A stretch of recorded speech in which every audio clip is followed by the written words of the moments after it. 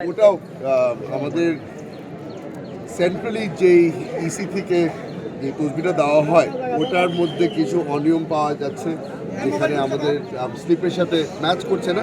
কিন্তু ওই জিনিসটাও আমাদেরকে বলা হয়েছে যে প্রিজাইডিং অফিসার বলেছে যে ওটা ম্যানুয়ালি চেক করে ওই প্রবলেম রিজলভ হয়ে যাবে। আশা করছি যে বড় কোনো সমস্যা হবে না।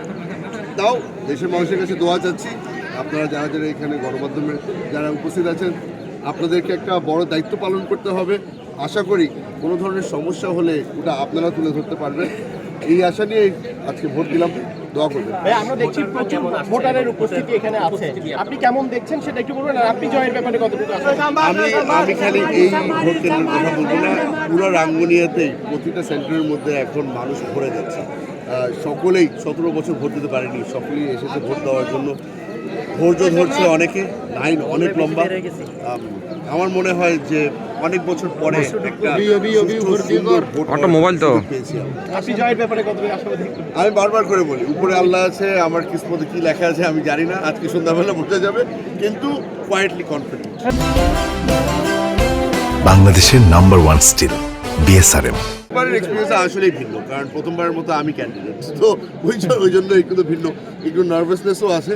কিন্তু তার সাথে সাথে এই পরিবেশ দেখে আমাদের আইন শৃঙ্খলা বাহিনীর যারা যারা এখানে কাজ করছে তাদের কমিটমেন্ট দেখে আমি আশাবাদী যে এখানে একটা সুষ্ঠু নির্বাচন। বিভিন্ন জায়গায় গুজব ছড়ানো হচ্ছে, মানে ব্যালট ভরে দেওয়া হচ্ছে বা বিভিন্ন জায়গায় যে অনিয়মগুলো হচ্ছে এগুলো গুজব ছড়ানো হচ্ছে, এই জায়গা থেকে আপনাদের এই জিনিসটা আমি গতকালকে রাত্রে থেকে শুনে আসছি যে অনেক জায়গার মধ্যেই অন্যান্য প্রার্থীরা টাকা বিলি করার চেষ্টা করছে।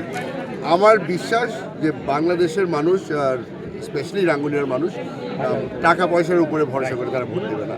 এখানে একটা আইডিওলজির বিষয় আছে, এটা একটা ব্যক্তিরও বিষয় আছে। তারা যাকে ভোট দিতে যাচ্ছে, আমরা গত 3 সপ্তাহ ধরে বাড়িতে বাড়িতে গিয়ে নিজের পরিচয় দিয়েছি। আর এই কারণেই হয়তোবা আমার মনে হয় যে এইবার ব্যক্তির উপরে কেন্দ্র করে, দলের উপরে কেন্দ্র করে ভোটটা আসবে। এখন পর্যন্ত কোনো অভিযোগ আছে কিনা কোথাও? অভিযোগ তো আছে, অনেকগুলি অভিযোগ আছে যেগুলো আমরা ইসির সাথে ফাইল করেছি। আবারও বলবো যে আইন শৃঙ্খলা বাহিনী এখন পর্যন্ত খুব সুন্দরভাবে কাজ করে এসছে, তারা খুবই অ্যাক্টিভ, সারা রাত তারা খেটেছে, তাদেরকে ধন্যবাদ জানাবো এবং আশা করবো যে সারাদিন যেন একইভাবেই চলে।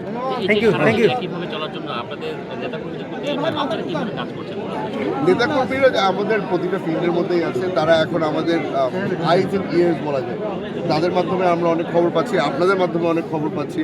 এখন পর্যন্ত যেটা শুনতে পেরেছি যে কোনো ধরনের বিশৃঙ্খলা হচ্ছে না, সবাই শান্তিপূর্ণভাবে ভোট করছে।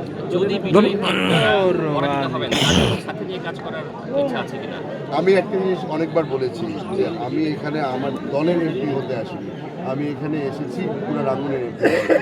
সেই কারণে আমি বলবো যে যেই জিতুক যেই হারুক, আমাদের সকলের একসাথে বাংলাদেশ দলীয় নেতাকর্মীদেরকে খালি একই বলবো যে লাইন অনেক লম্বা, ধৈর্য ধরবেন, ভোটটা ঠিক মতো দেবেন, আর ভোট না দিয়ে বাড়ি যাবেন।